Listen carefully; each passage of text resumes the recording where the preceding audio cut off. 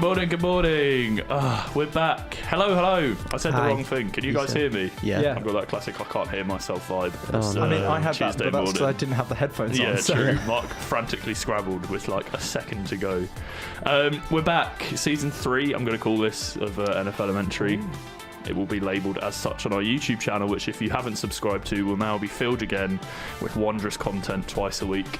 Hope you all had a lovely Christmas break. How was your Christmas, boys? Yeah, it was great. Well, I mean, it was great for me. I've just been watching the Rams win. Oh, apart from this period where the Rams lost. Yeah. That was quite upsetting. We'll get into that in a bit. Max, how's yours? Great. I had one day off. Yeah, same. Christmas Day. What a special day. No, to be fair, I had Boxing Day morning and Christmas Eve evening off. So I had a nice 36-hour period. That's good. Felt special. Yeah. I was blessed. And Mark? I had 2 whole weeks off. Yeah, it's all right for some, isn't it? It's funny because Mark does the exact same degree as us and yet somehow manages to do half the work. I work very hard. Yeah, but he was in the hard. library yesterday. You work very hard in like short bursts. Yeah, I'm trying to pace myself out now. Learn New your Year's lessons. resolution, just sort of, let's just do a lot of work over a long period and then short bursts of a lot of work as well. So. We hope all of our wonderful listeners had a great Christmas as well. I will sing this off now. This week we will, of course, we've got a big task ahead of us. We will recap essentially the last 6 weeks of the NFL. We won't be talking so much about the regular season. We're going to be looking more into the playoffs and what has occurred. So we'll be going through all of them. We'll briefly address some of the kind of news, give you a quick news roundup, but we're going to save a lot of that stuff for the off-season when there will be a lot of pondering about what we should do every week because we won't have weekly NFL action to drive the show. And there's also some important news regarding scheduling. I'll put this at the front of the show, not the end, so that everyone can hear. We now broadcast on a Friday morning, NFLementary 2.0, not a Thursday morning. Based and on, at 10 a.m. No, 9 a.m. Is it? Oh my god. So we'll see you on the way out. Is it? Yeah. 9 a.m. till 10. Okay. On a Friday. On a Friday. Yeah? Yeah. I'm pretty sure you're the one that asked for 9 a.m. Yeah, I think I did. But I just got confused. So, for Mark's sake, as much as our listeners, 10 a.m. on Tuesdays, 9 a.m. on Fridays. Yeah. That's going to be our new schedule. We promise we don't plan this. So make sure you don't start listening at 9 a.m. on a Thursday. We might hear someone who's not as great as us. So, shots fired. We will also, hopefully, fingers crossed, be doing another Super Bowl live stream. If any of you were around last year. No, we are. When I logged into my account earlier, it had it Is it scheduled? Yeah. Awesome. We are definitely doing a Super Bowl live stream, which is super exciting. That will be the evening of the 3rd of February. Yeah. We'll be broadcasting through the night for probably about 6 hours or so. Do join us at any point of that if you can. Put it in your diaries now so you don't clog yourself up with social appointments. We know what all our listeners are like. Very busy people. That would be really fun. And obviously, one of the best parts about last year was the listener engagement and all of that. So hopefully we can have that again. And also we won't have any awkward people on the show asking for pizza. So that's great. Right, moving forward. I haven't put the little jingle I do where it goes like, you are what? Or is it the whisper? I can't remember. It's a whisper. You are why. Yeah, Mark can just do it. I haven't put it in. So that will be our You are why. Wow, it's almost as if I pushed the button and it came out. Right, first thing we need to talk about are some games. So for those of you who aren't avid NFL fans and would like some context to what we're talking about, the regular season finished at the end of December? Yeah. Yeah. So once the NFL season is finished, you obviously go into playoffs. 6 teams from each conference, so the AFC and the NFC, which is kind of largely a pragmatic division. There's not really anything to it, is there? Given that no LA Chargers is in one and LA Rams are in the other. It's just more convenience, isn't it? So 6 teams from the AFC and 6 teams from the NFC go through to the playoffs. First, you have a wild card round. So those 6 teams get seeded. Seeds 2 to 6 play in this wild card round. Oh no, seeds 3 to 6. Yeah, seeds 1 and 2 get a week off to chill and have a holiday or go on a boat if you're Odell Beckham Jr. Seeds. And that's in both divisions. And then whoever wins those games goes through to the divisional round, and they play Team 1 and Team 2 in their games. So should I run through the scores? Do you think it's worth it? I mean, we can just hit the games out of mind. Why not? First thing I want to talk about is the Colts. I put my flag in the Colts. I climbed the mountain. I staked it as my territory. They were going to be my team throughout the playoffs. Obviously, your team didn't make my it. beloved Panthers did not make it. Yeah, shout out to Ron Rivera. You were 6-2. Can you remember the last time we broadcast this show? I think you might have still been kind of good. No. You were at least 6 and Last 6. time we You weren't out broadcast the of it. show was just before the... Let me find it. This is why you keep notes, so we can Yeah. just check. Was before the Bucks game, Oh no. which we then promptly lost. Yeah. So we definitely went, and that put us at 6 and 7, I think. Oh dear. Well, you We definitely lost. weren't out I mean, of yeah, playoff we contention. lost not 7 in a row. So that's one way to get yourself out of playoff contention pretty quickly. I don't even think the Bucks had a 7-game losing streak this year. worse than the NFL. Yeah. So at least we won something, right? But yeah. So anyway, back to something that makes me happy, but even still, it's kind of sad news. The Colts. I love Andrew Luck. I'm like a born again Andrew Luck fan, because I will admit before this season I'd never seen Andrew Luck the same way that other players had seen him, just because of how recently I got into the NFL. So I didn't rate Andrew Luck. Like, I remember speaking to you about a lot, and I would say Andrew Luck isn't actually that great because I'd only seen him playing injured, and you would say you're wrong. You were wrong. I was wrong. Yeah. I was 100% wrong. Andrew Luck is a Yeah. top 3 quarterback. I'm going to say it. I think he has been. When fit and when healthy, and especially in that Frank Reich scheme, with the pieces around him that he now has, no quarterback in the NFL scares me more than Andrew Luck. And that's maybe Russell Wilson, but that's... I mean, obviously, if I wasn't a Carolina fan, Cam would scare me a lot as well. Yeah, just I think because- top 5 I'd have to go. I don't think... Either way, quite like, squeak that's top 3. still It's incredibly high praise. I think yeah. he's had a top 3 year. Yeah, and then in general, he'd be a top 5 Given- kind of player. Given what he's had to work with, Yeah. which was Yeah. completely exploited in the KC game, unfortunately for him. Yeah. It was interesting because it looked like... Colts lost to Kansas Yeah. this weekend, for those of you And who I don't know aren't how much the weather affected it, because it looked like it was cold and that Andrew Luck Yeah. wasn't quite throwing on point. I And there think- was snow on the ground. So I'm guessing it was cold. I mean, they do play... aware.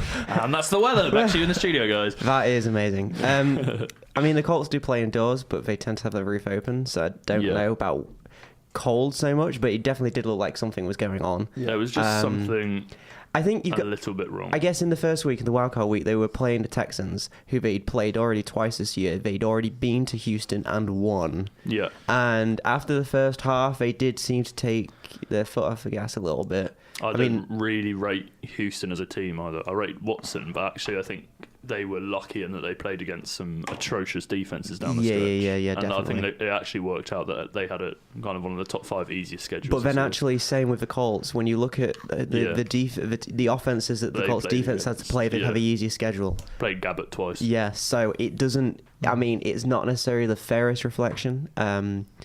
I don't think the defense played badly. I do want to give a particular shout out to Darius Leonard, their rookie middle linebacker. He was a Pro Bowl snub, which tells you everything you need to know about the Pro Bowl, and a first team All Pro, which tells you Don't get everything me you need to started know on the about the Pro Pro Bowl. Bowl. Johnny Hecker didn't make it, so it's clearly... You can't just assume Johnny Hecker will make it when there's someone called Michael Dixon in your division.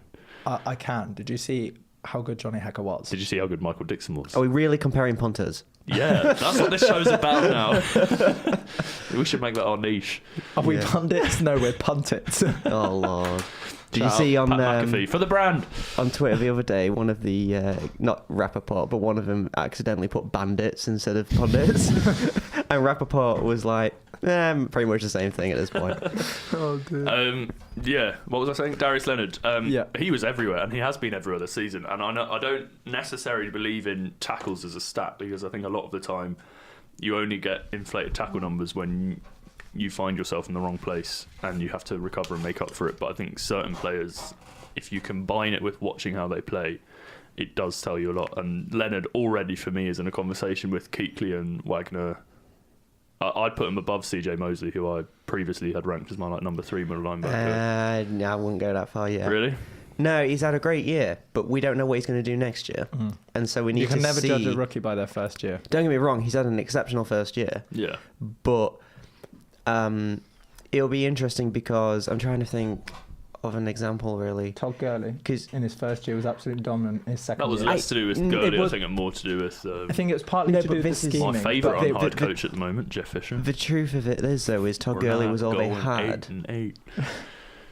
Sorry. Todd Gurley was all they had. Yeah. Darius Leonard on defense is... I mean, they have people, but Darius Leonard is the only notable guy. Don't get me wrong, he's made himself notable. Malik Hooker, Who Quincy was Wilson. injured half Moore. time. More. Yeah. Which more? The more that plays for the Colts that was making a load of plays. Smith. Jones. Yeah. The point is though, is he is in his own sort of element Yeah. right now. I mean, it's a similar thing with Donald with the Rams, really defensively. I know they have Sue, not really lived up to expectation. Forget Talib and Can I Peters. just say, I was watching the Rams-Cowboys game, and every time the commentators say Sue, I just think in my head of S-U-E, and I just think there's some like 4-year-old woman on the pitch by like place. Sue Barker. Like, go on, Sue, great play. But my point is that, you know, Yeah. he has an exceptional year, but maybe next year, and they should be able to not only draft good guys too, but players will now want to go play for Yeah. Indianapolis again. And for Frank Wright. Yeah, he might not necessarily Andrew have that standout year again. Think about, we're spending a bit of time on the Colts, but I think it's worth doing. Like, thinking about the Colts in this off-season, what do they need? I think they need,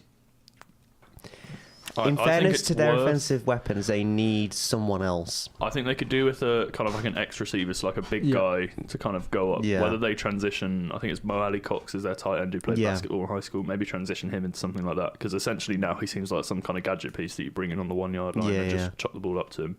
I think that actually, I think this is an important point that's learned from the Eagles. The Eagles got to the Super Bowl last year, arguably on the strength of their D line and their O line. And what's happened this year is they've been plagued by O-line injuries to the extent that I think that's probably the main reason they lost to the Saints last weekend. And I remember they didn't pad up that O-line like they should have. I think it'd be worth the Colts taking another maybe second round guard or second round tackle or something just as an insurance policy, or sign someone in free agency if there's someone The draft decent. is stacked with O-line Yeah. as well. And just that way you're ensuring that one of your biggest strengths doesn't be negated just because Quentin Nelson twisted his knee wrongly and he's out for the season. I something think like that. I think they will though. I'd say Chris Ballard is probably executive of the year for all of this Yeah. because he He has got 4 or 5 stars out of the draft. he's been He brought in amazing. free agency. And I think he fully understands the situation with Andrew Luck. He is too good to let him get injured in, Yeah. because if he gets injured again, I don't know if he'll play again, because it took him 2 years to get back to this point. And don't get me wrong, in two weeks after first throwing the ball again in the preseason to now, it's incredible. He's changed. And it's But- what I'd like to see the Panthers do with Cam as well. And yes, I know, like we just spoke about how good the Eagles O-line was, and Wentz has got injured behind them 2 years in a row. So, I mean, you can't prevent every quarterback hit, even if you have the best O-line in the league, just based on how there's inherently more quality on defense than there in offense, I think, because it's kind of like a smaller talent pool. But I'd just like to see them make a commitment to, like, we've got the weapons now, we've got the weapons to Cam, and I think every team in the league should be kind of following this philosophy of, if you have a quarterback that you know is your future, whether that's right or wrong, Bears, you need to make sure there's a wall in front of him that protects him, because what the Colts have proven this year is that if you have that, you can just let your quarterback do his thing. I think that's always been the case, but the problem is too many teams think, well, he's mobile, so he can do away with it, sort of thing. And it's like Aaron Sean Rodgers Watson got injured in the first game after missing almost the entire season last year. Again, it's not his fault. He's a mobile guy. I don't know how Wilson hasn't been killed yet. Like, Well, in he's still fairness, standing. I'm Seahawks surprised Lamar O-line has been Jackson playing didn't very get well. killed in any of the weeks that Yeah, he was Lamar playing. Jackson will get killed. Shall we but hop into the Ravens that yeah, way? yeah. Ravens obviously lost in the wild card to the Chargers here and got absolutely smoked by the Patriots in the divisional. What do we make of Lamar Jackson's performance? Because he was booed by the Ravens crowd, got a lot of criticism. I think at one point he was something like 2 of 6 for 15 yards and an interception. I'll say this, and this goes to the Baltimore team, and it also goes to the Chicago fan base booing their kicker off the field too. You're disgraceful and you don't deserve anything, because that is not.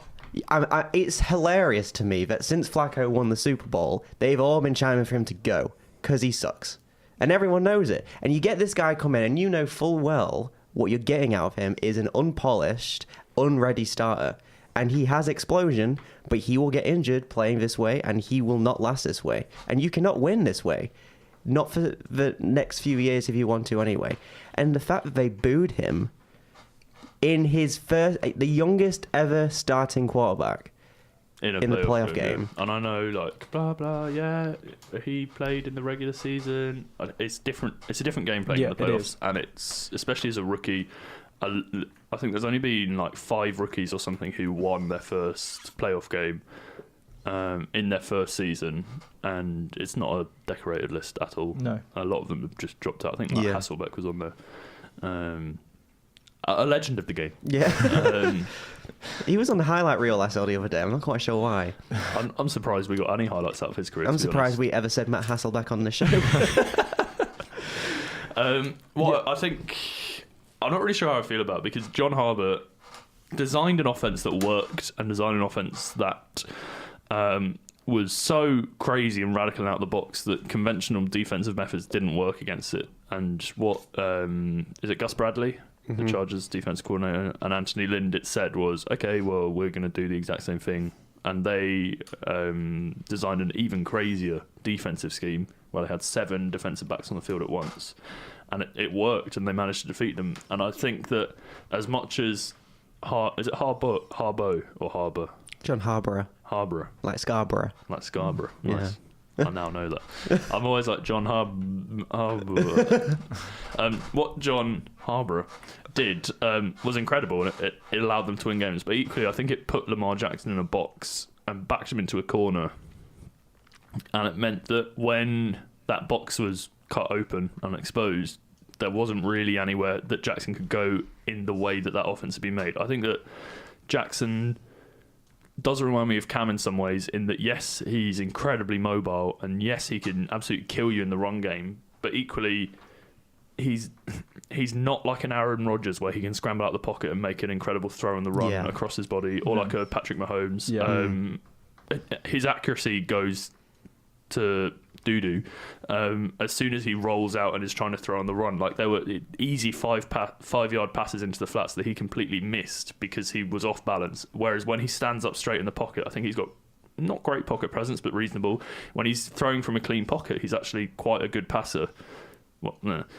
He's a good enough passer, that he can use that to win the team. But what Harbour did was basically, and I think it's probably something he's going to struggle with the rest of the time he's in the NFL based on these perceptions, and I think it's probably also why he sat out the combine and refused to run the 40 years pro days. He doesn't want to be seen as a Kaepernick zone read guy, a Newton zone read guy, a RG3 kind of guy. He wants to have the opportunity to develop as he sees himself developing, and I really rate John Harbour as a coach. I think he's an incredible coach, and I think the fact that the Ravens defense has been relevant every single year since they won the Super Bowl, even if they're not the top defense, they're always in that discussion. I think we've seen with Jacksonville. I think next year we'll see with the Bears how hard that is to do, to keep the defense as elite as the Ravens defense has been. But equally, I think with the game planning, they just put him too much in a box. And yes, he exploded in the fourth quarter. Yeah, kind of garbage time. Like, we can't. But that equally, I've said equally a lot, that showed what he can do. I think, though, that Harbour had no choice. Because if I'm being honest, I don't think he wanted him. Not this year.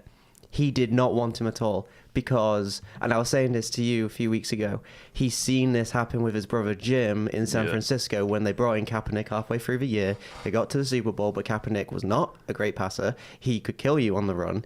But in fairness to Kaepernick, he was a better passer at this point than Jackson is.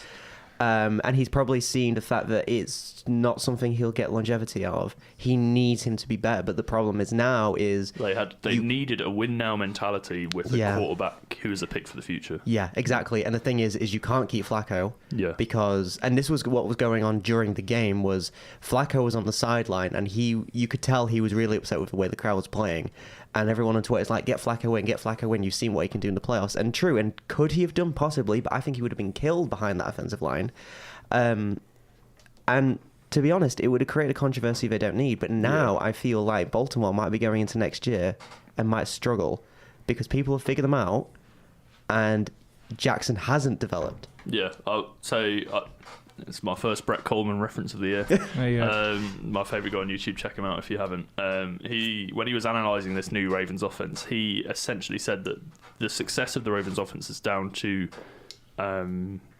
scheme, not execution, i.e. it's not because the Ravens have incredible players that they're making all these plays, it's because it's an incredible plan. And incredible players don't get figured out, incredible plans get figured out. And I think that's probably what we saw in that Chargers game. What about the Chargers-Patriots game? What were your thoughts? That was just what happened? Like, I think it's classic Patriots in the playoffs. They've just like all through the regular season. You're like, oh yeah, the Patriots. They finished on 9-6. You're like, oh okay, 9-6. What was it? You have an incredible ability to forget how many games are in an NFL season. They finished 11-5, dear. 11-5. Yes. Oh my gosh. They played a lot of games. So they finished 11-5 even. Good stat correction. Yeah. Yeah, but I never really thought of them as real contenders because. Oh. Well, I mean, you did. Mark, you played into the narrative, didn't you? Yeah, you know that like. Tom Brady flushed up. No, it's just like you don't want them to, so you just ignore them, and Maybe. then. I don't know. I'm not really here it's for like the an Patriots. illness. The but- Chargers played the same defense they played the week before, which, first of all, is the dumbest thing you can do against Tom Brady and Bill Belichick. Yeah. But besides that, is the dumbest thing to do against someone who is passing like Tom Brady. I don't get it. Literally, the fact that James White had 15 receptions for less than 100 yards tells you how consistently they were just playing the game they wanted to play because their defense was not adjusting. And their defense could do nothing. It was 35-7 and should have been 38-7 at half time against the Chargers. They just kept dropping into zone after zone after zone. And I'm going to come out and say something here, and you may disagree with me. That means I'm going to, isn't it? Yeah, probably. Yeah. The various people of the internet may disagree with me. Some may agree with me. I'm going to settle the Brady-Belichick debate once and for all. Oh, there we go. Brady was obviously a sixth-round pick. He had nothing that special coming out of Central Michigan. Nothing that grabbed the attention of the NFL enough to take him higher up. Brady came into a Belichick system, and I know Belichick's not in charge of the offense the same way, but that kind of coaching ethos, he basically became a cog in an incredibly well-oiled machine. And as Brady got better, as Brady spent more time in this machine, he got better and better and better. And now, yes, Brady is the most important cog in that machine, apart from the actual machine operator, Belichick. But Brady's still a cog in that machine. And yes, you know, I saw a graphic the other day comparing Peyton Manning's one of his MVP seasons with Brady's season this year. And Brady has statistically played better, but he's not been the same guy he was last year. Last year, I feel like he succeeded in spite of the Patriots, whereas this year, I think he succeeded because of the Patriots. And I think what that Chargers game showed for me is that the Patriots are the best coached team in the NFL, the best prepared team in the NFL, and the best executed team in the NFL. And that's the three components that makes them, makes them the biggest threat in these playoffs. They definitely play for the playoffs. So, whereas I think other teams... I'm saying Brady is... Yeah. I hate the phrase system quarterback because he's not a system quarterback. But Brady has been hugely beneficial of the scheme. And he reminds me in some ways... It's a weird comparison to make, but I'm going to make it and run with me on it. Jared Goff. I think Jared Goff has come in, and we saw in his first season, he didn't, it was a Jeff Fisher offense or a Jeff Fisher team. You can't ever measure anyone based on how they succeed with Jeff Fisher.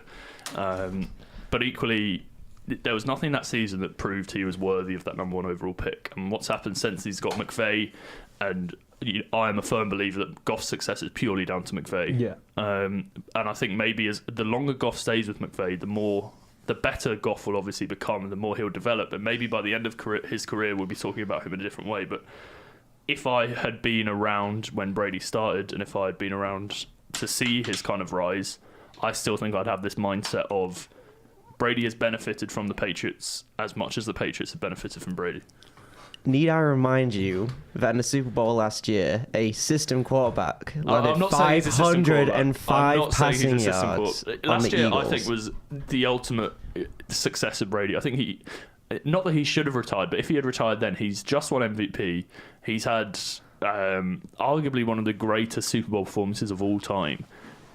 If only he'd have won it, that would have been the perfect fairy tale story. And yeah, I appreciate the fact he's come back for another season because, God, the man is a physical specimen and a half. At 41 years old, he's 41 years old. To still be performing on the same level is incredible. But equally, I'm becoming the mainstream media.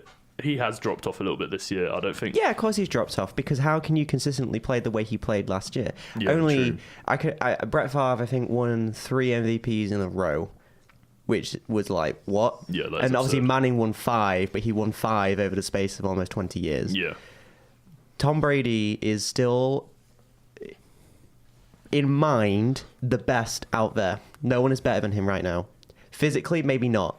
And I think this week it's going to be a weird game of best mind versus best arm, because Mahomes is probably one of the aside most from gifted. Breeze, who again is playing in a slightly different system because Mahomes is more wild. Wild. Brady. I mean, I know we're going to talk about the games coming this weekend on Friday, but Brady will beat you with his mind if he has to. But I also feel that Brady is assisted by the fact the Patriots, all players that go there seem to get this mentality of like, I'm going to do what I can to get us to win and not make a mistake. But this is the ridiculous thing. And they don't. They don't make mistakes. He has Julian Edelman with no knees. He has Rob Gronkowski with no functional see- spine. He has Cordarrelle Patterson. Yeah, you say that. James White. But these people then go out and make huge plays that aren't necessarily down to Brady. That's the thing. Tom Brady inspires them, okay? Yeah, this is. Tom Brady put it told down Gronk to to Tom. break that tackle. Is the key though the And fact? Julian Edelman, where he was like about to be tackled and then somehow got free. I'm sorry, and I believe died. in common denominators. And for 20 years, Tom Brady has won with whoever you give him, and Bill Belichick has won with whoever you give him. I think it's Belichick now. That's all. That's my final word on the matter. Do you think- I think it's. It was. I mean, I know. Josh It's a Gordon- shame. I'm not even I'm a Brady sympathizer, but this is so wrong. I do love Brady more than the average person because I don't have this kind of ingrained hate of the Patriots because I haven't been around for 20 years to see them be perennially successful. To be fair, I just feel that ingrained. in Okay, me how anyway. about this then? The years McDaniels left were the worst years of Brady's career. McDaniels comes back, Brady's on top again. Aside from that season we had with Moss, which was just insane, the only years that you could consider Brady's down years were without McDaniels. Maybe McDaniels Belichick is the your whole thing. defensive guy who's in charge of your defense, and last year could not get the job done, and has not been able to get the job done much this year. I don't know. I think we should do an episode. If you'd like to see an episode based around this kind of discussion in the off season, then let us know. I think it'd be worth doing because let's face it, we're going to have a lot of episodes to film. And this seems like a conversation we could definitely have. But Brady's a great. Belichick's a great. Who's greater? You decide. No, don't. Yeah. Should we speak about the Chiefs briefly? Yeah. Seeing as we Oh. just spoke about the Patriots. Mm-hmm. Wow. Patrick Mahomes. Wow. They did it. They finally won a postseason game. Yeah, and they did it in style. Yeah, they beat the Colts down, and we have already spoken about the Colts. I feel like we're always coming back to the Colts just because I like talking about the Colts. But lots of drop passes, lots of this, lots of that, blah blah blah blah blah. The Chiefs were the better team, yeah, and their defense got it done, and their offense got it done. Yeah. I'm going to say this. I've done this a lot today. Some controversial opinions coming out of this show.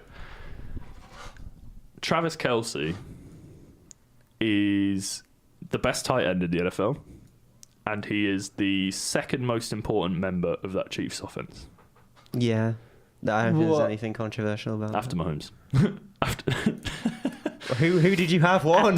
Chris Conley. No, I thought you meant receivers. Oh. So like, No. because I would put I- Hill above him. Because I wouldn't. I don't. I think Hill that- is a gadget player who has evolved into one of the top 10 receivers in the NFL, but Kelce...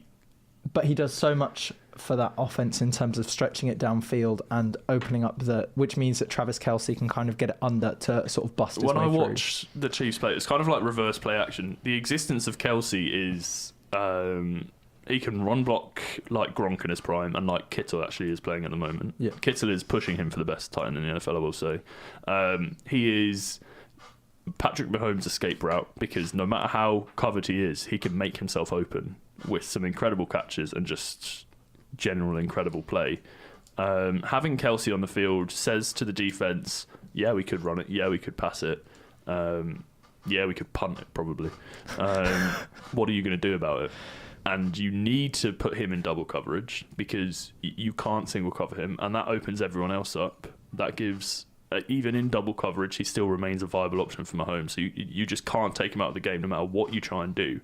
And I think in that Colts game, I know, like, obviously statistically he had a big game, but even if he hadn't made those catches, I still think he would have been the second most important person on the field after Mahomes.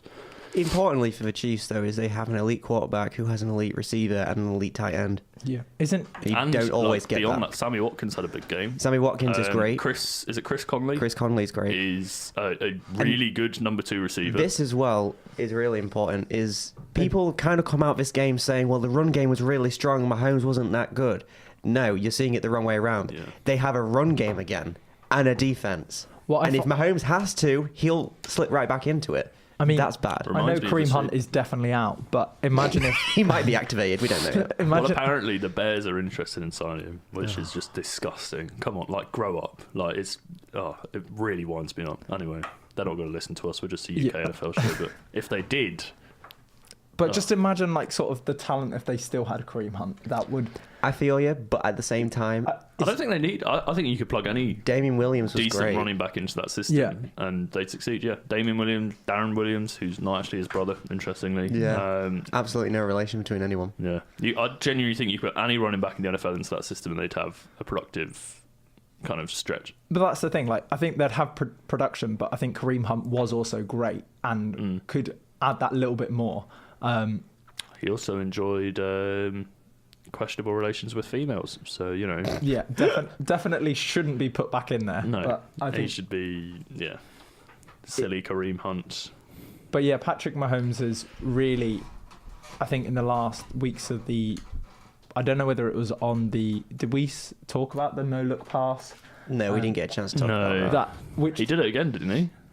I don't think. Or was quite, that just like a training video? No, I watched the interview he did with Peter King, and it was like, the interview was great, by the way. Go listen to it. He explains how he can do these things because he grew up playing baseball. He never played football, and the part of baseball is obviously you have to be completely off center when you, because he wasn't.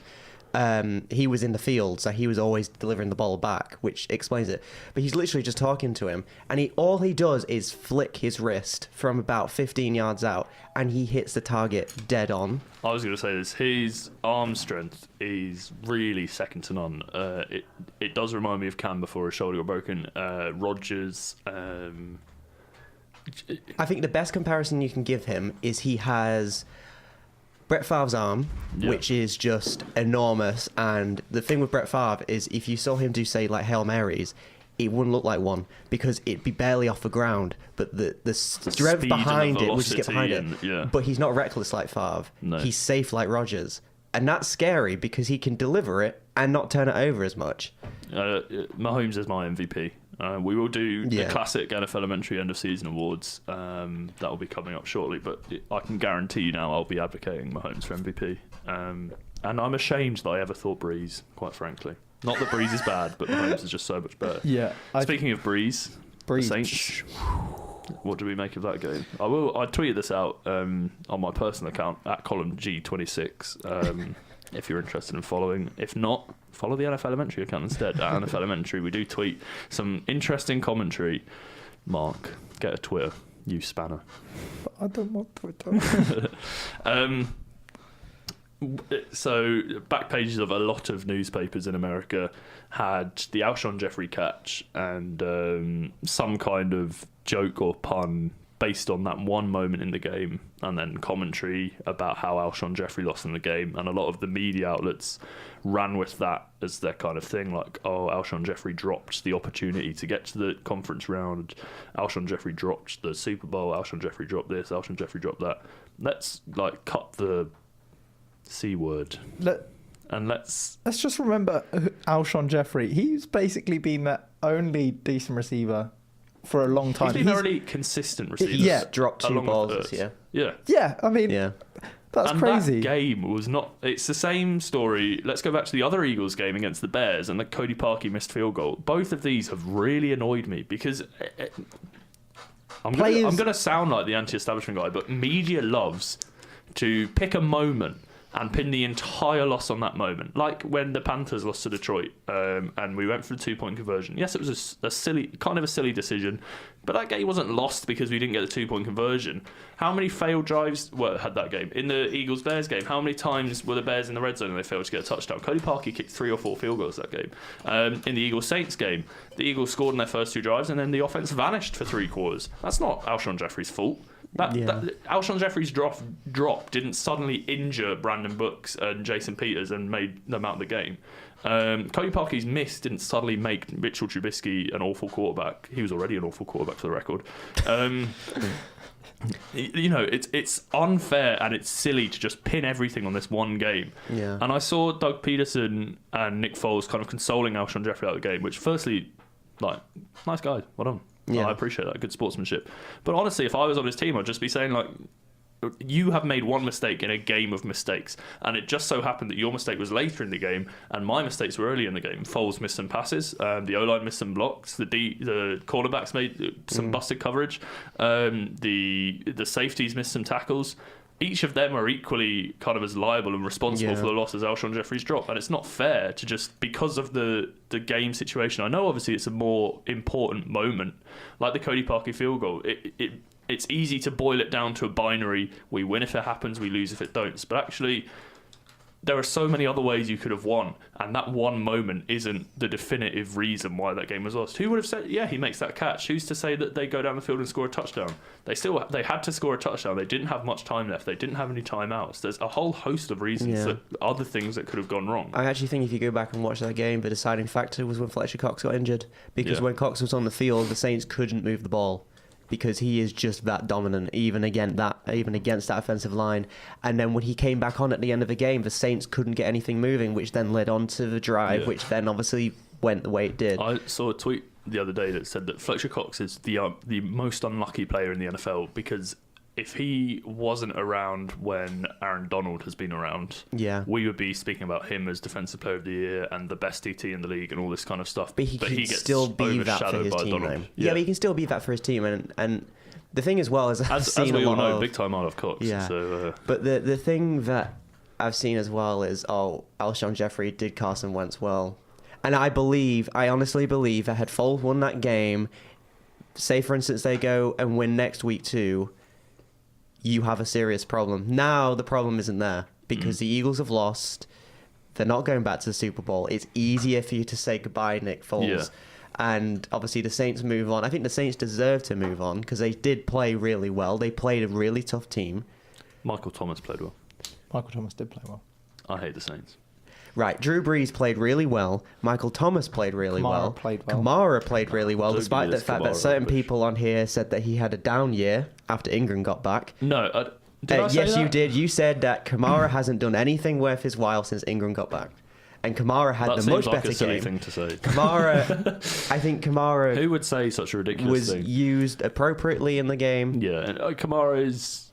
Sean Payton knows how to use Kamara. I will say that. Kamara is very good. I mean... the fact that he can punt, return, and run, and receive, you just can't stop him. It's a shame about the Saints losing their defensive tackle, though. I can't remember his name. Hacklins or something like that. Who'd had a career year. And now have to go play the Los Angeles Rams, who now have 2 running backs. Oh, yes. Good luck with that one. Yeah. Mark, do you want to talk about the Rams? Yeah. Yeah, I do. I do. I watched that game live mostly. I fell asleep halfway through and then finished it off later because I couldn't be bothered to sit through the halftime show. I don't blame you. They're trash. Yeah. Where's CJ Anderson come from? Let me tell you. Carolina. Incredible talent evaluators decided that the best way to use CJ Anderson is sign him to a nice cheap deal. You've got a great running back on a cheap deal to complement McCaffrey. And then what we're going to do is, so CJ, here's the game plan for the rest of the year. We're going to give you 20 carries. You will run for 60, 70 yards, maybe a touchdown every now and then. And then we'll just let you go. And then if anyone says anything, we'll say that you wanted to leave and that you were the problem. And I followed CJ Anderson on Twitter for a bit. He seems like a weird guy. He bites a lot on fans criticising him or commenting on him. And he seems to enjoy an argument. But I can't deny the fact that the man is a bit of a baller on the field. I must admit, I love the commentary that said that he was a bowling ball. I was like, He is, yeah, and he looks He like is. one too. He would have been the perfect complement to McCaffrey, and what it would have allowed us to do is, silly things like split McCaffrey out wide and then play some receiver snaps because he's probably the best route runner on our team. It would have allowed us to give McCaffrey a break every now and then, so his knees aren't going to crumble when he turns 26. It would have allowed us to have an actual downfield runner rather than forcing McCaffrey to just keep pounding. yeah. The thing with the Rams now is it was good because it allowed Gurley to get back into the game after being injured. And it now means that they have yet another threat for the Saints and potentially whoever wins the AFC And to deal with. if anyone knows how to use weapons, it's Mr. Sean McVay. Yeah. And I thought it was really interesting in this game. So I didn't know how much it was because Dallas either wasn't prepared or just didn't play well.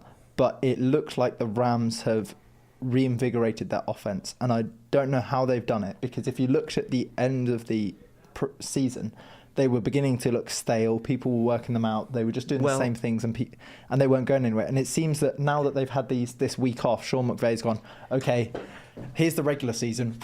Yeah. Here's the They're running the ball again. They've always been best when they run the ball, and they got away from that a little bit. I think primarily because they were playing teams that shut down the run. The Bears, for instance, didn't let them get anywhere, and then what that meant was it was Goff, and Goff still looks tired. He doesn't look as sharp as he did, probably because a lot of was put on his shoulders this year when Gurley went out. But if they keep running the ball the way they do against an injured defensive line of the Saints, it gives them a really good opportunity to get ahead. I don't know if you saw this Twitter interaction, but someone tweeted out basically saying... Colin, we've established I don't have Twitter. Yeah, true. That was kind of more addressed at Max, I suppose. I can't remember what someone tweeted out. Just said something along the lines of, like, look how incredible this Rams O-line is. No, it was about CJ Anderson, and, like, CJ Anderson now succeeds because he has a better O-line with the Rams. And Ryan Khalil... our esteemed centre decided to respond by saying, how can you say the Rams O-line is better when we were ranked in the top 5 for yards per rush or something, and then we were 6th for least sacks allowed, and then as if a genuine Panthers player is trying to argue with a pundit and say that the Panthers O-line is better. And then someone just replied with a gif of Cam escaping pressure and was like, if only there was a reason we could pin down why the Rams O-line is performing better despite the statistics being different.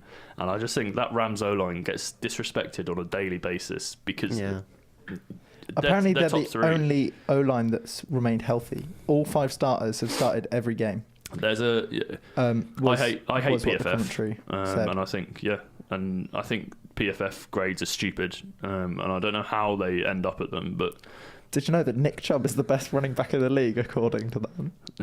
Anyway, Patrick Peterson is the Cardinals' most improved player according to PFF. I tweeted that out the other day. Ridiculous. Anyway, but the one thing I will say is PFF seems to be one of the only analysts or media groups in the country that actually give the Rams O-line the credit it deserves. It's Whitworth, Saffold, Sullivan, Blythe, and Havenstein. And Austin Blythe is a rookie, and he's played like a veteran essentially. Whitworth was probably one of the best free agent pickups of the last 10 years. They've developed the other players. Sullivan, I think, is expendable and will go in the next 2 years, and they'll get someone new in. But that's fine because I think the way they're coached and the way they play and the way they're a unit is just they are the heroes of the Rams offense, and they are the second most important thing to that Rams team after McVay. Yeah, and there was a really cool play actually, and it was the Gurley touchdown, where the offensive line, they all blocked to the right, and they shifted the entire defensive front of the Cowboys completely out the way, and the gap for Gurley was enormous. That Cowboys defense, Mark is beaming right now because we're praising the Rams, but that Cowboys defense isn't. They're not bad. No. Especially at stopping... That was my favourite defence in the entire league this year. Yeah. Because they were quite good at stopping the run. And Jalen Smith, Leighton Van Der Esch, you look at that game and you David would think Irvin. They were playing a bunch of high school kids who didn't know... Chidobe Awuzie. In fairness, I do question why Sean Lee was out there at any point in the game. God, yeah. It was almost like, it's the playoffs, we best get a veteran guy in. Yes, but that guy hasn't played much this year. Sean Lee will be a great coach, but he's no longer a great player. Van Der Esch is... Why would you take him off? Van Der Esch has been one of the standout rookies. But anyway, I mean, we could talk about the Cowboys, or we could just go, how about damn Cowboys? Yeah. And leave it there. Beating the Seahawks, in fairness, which was a mild surprise, but equally I could kind of see it coming. And then obviously losing out to the Rams. It was a mild surprise and a bit of a relief. More of a relief was Eagles beating the Bears. That was a huge relief. And as much as I don't want to boost your ego on this or anything, but I think the Rams look the best they've looked since they were, what were they, like 8-0? Yeah, I think CJ Anderson will work out as one of the big stories of the season, and he could become a 2-time Super Bowl winner. He's done it before. Yeah, won it with Denver.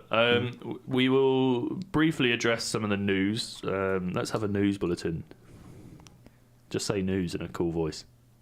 Dun dun dun dun dun dun. QRY. Dun dun dun dun. News. Perfect. It's not kind of URY. Anyway, we'll work on that. We'll be back next week. We'll be better. The coaching changes. So I'll run you through all of them now that have been confirmed or semi-confirmed. We have the Bucks hiring Arians as the head coach, Bowles as defensive coordinator, Leftwich as offensive coordinator. Bill Belichick has gone to the Browns. The Jets hiring Adam Gase and Greg Williams as their defensive coordinator. I can't remember who they're in talks with, their offensive coordinator, but I think that's on the horizon. The Browns hiring Freddie Kitchens, Todd Monken and Steve Wilkes. Green Bay hiring Matt LaFleur. I can't remember who they're hiring as offensive coordinator, but that was confirmed this morning. Broncos hiring Vic Fangio, and then supposedly Kubiak, but he's now gone to Minnesota in an advisory role. Yeah, and his son is the quarterback's coach, and Stefanski is remaining as offensive coordinator.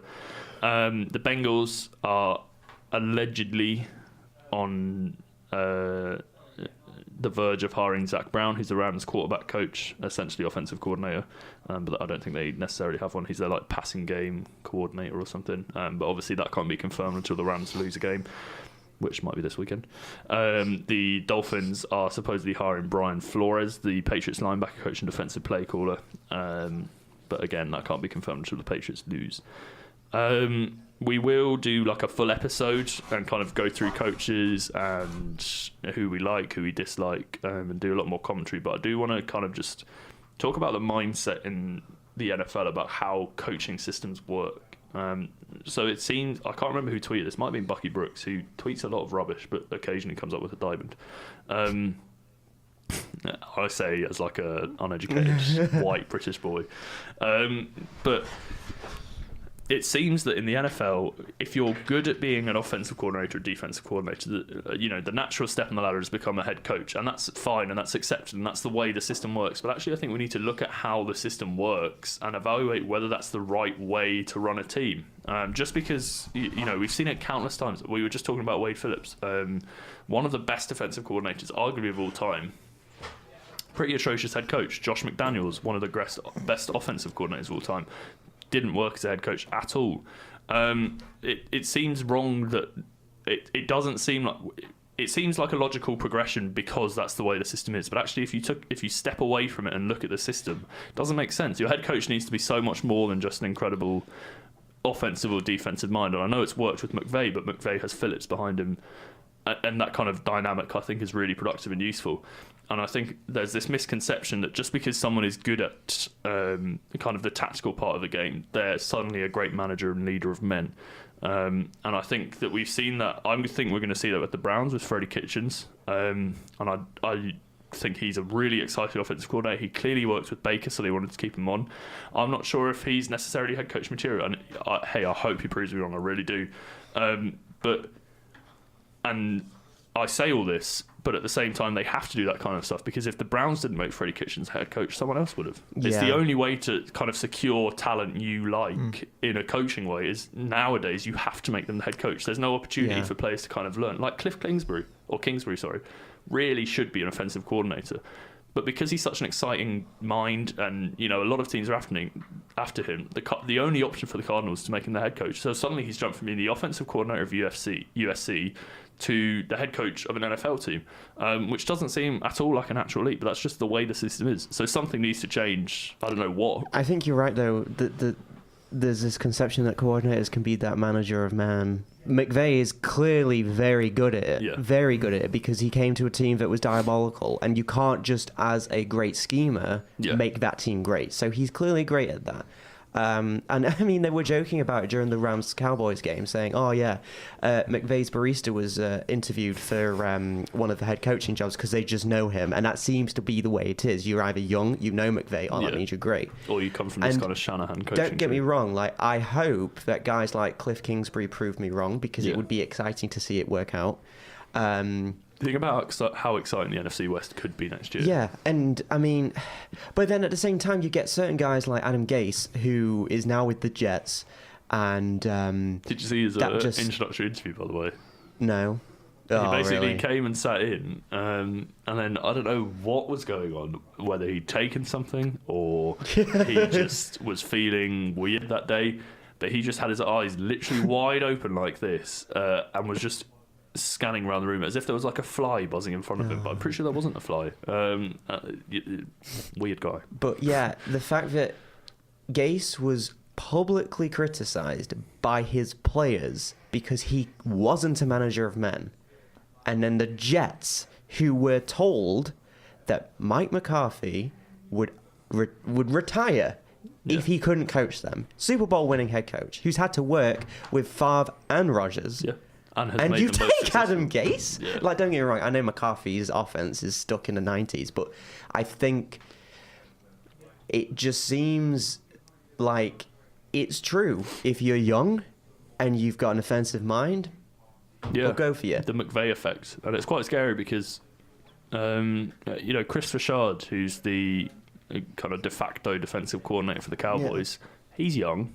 But because he's got a defensive mind, he's just kind of been left by the wayside because he's not this kind of young, fresh, exciting talent that everyone's looking for. That's why I think the Broncos have won I mean, Arians is a different thing with the Buccaneers, but Fangio has been nothing but a coordinator for about 30 years.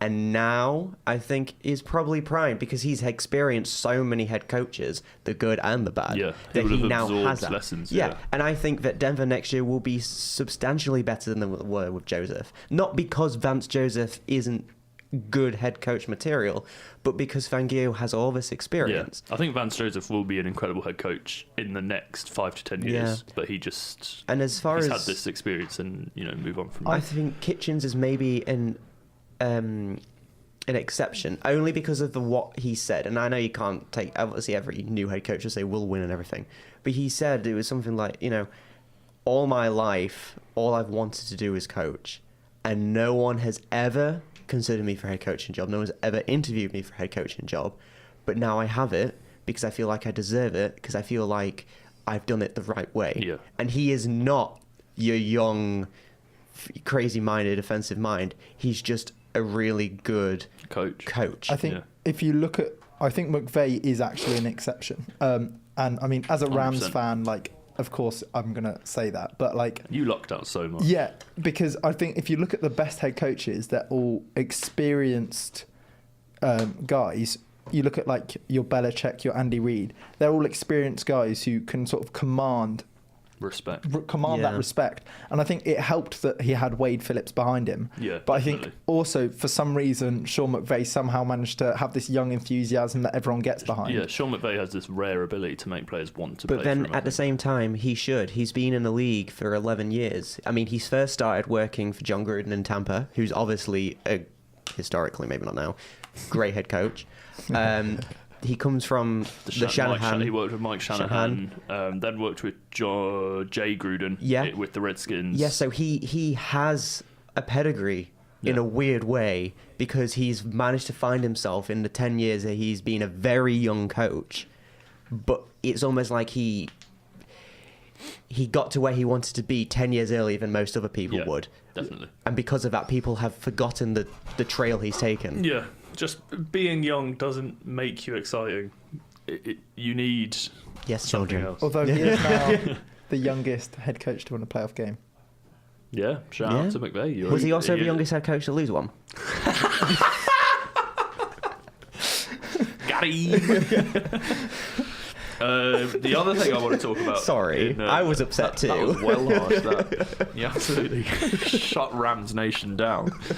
The other thing I want to talk about is big NFL draft news. Which is ironic because he's small. Yeah, it is ironic. Kyler Murray, he of the supposedly 5'11" stature, more like probably 5'9", I think, has declared for the NFL draft, and in doing so has done a massive to the Oakland Athletics. Who doesn't? Who he has already signed a contract with. And like, it's the right decision, not because I'm a football fan and not a baseball fan. I'll be interested to speak to my friend Brandon, who follows baseball, and see what he makes of it. But Kyler Murray the hype around him is such that he will likely be a first-round pick. His contract with Oakland was for, I think, $15 million signing bonus. But the way the MLB works, from what I understand, is you sign a contract with an MLB team, but then you have to go into the minor leagues where you don't get paid and you live off your signing bonus. And you have to work your way up through the minor leagues, and there is no guarantee whatsoever that you will get from the minor leagues to the major leagues. Yeah. So even though, you know, the major league contracts are significantly more than the equivalent in the NFL, if Kyler Murray goes to the NFL, as he definitely will at this stage now, he will be getting paid starters money from day one till the day he retires. Yeah. However long that may be, which will definitely work out well. So financially, it makes sense for him. For those of us that aren't following this, please explain who Kyler Murray is. Kyler Murray is was the quarterback of not Ohio State, what are they called? Oklahoma. Well, no. There's Ohio and there's Ohio State. Ohio. Right, okay. Wait, no. I think it's Oklahoma. Either way, yeah, I'll Google it quickly. He went to the same UD that Baker went to. Oh, Oklahoma then. Oklahoma, yeah. I'll double check just because, you know, we're all about factual stuff. Yeah, the Oklahoma Sooners. So he was their quarterback. Has had a good year, good enough to win the Heisman, which is the award for the best player in college football. Better stats than Baker did in the same system. And he essentially won the Heisman, and then was like, he's been a, what do you call him? Like a dual athlete, I don't know what they're called. And he's been playing baseball as well for the Sooners. And has basically said, you know, yeah, NFL is fun, but I want to be a baseball star. Declared for the MLB draft, went to the Oakland Athletics, signed his contract, and then for some reason this kind of rumour mill started churning that he was going to actually declare for the NFL, and then he basically sat down with Oakland, I'm aware, a very short time, and said, look, if you don't pay me this amount of money, I'm going to declare for the draft. They didn't pay him that amount of money, so now he's declared for the draft. So the only thing holding him back is the fact that he is a midget. So there's questions about whether he'll be successful in the NFL.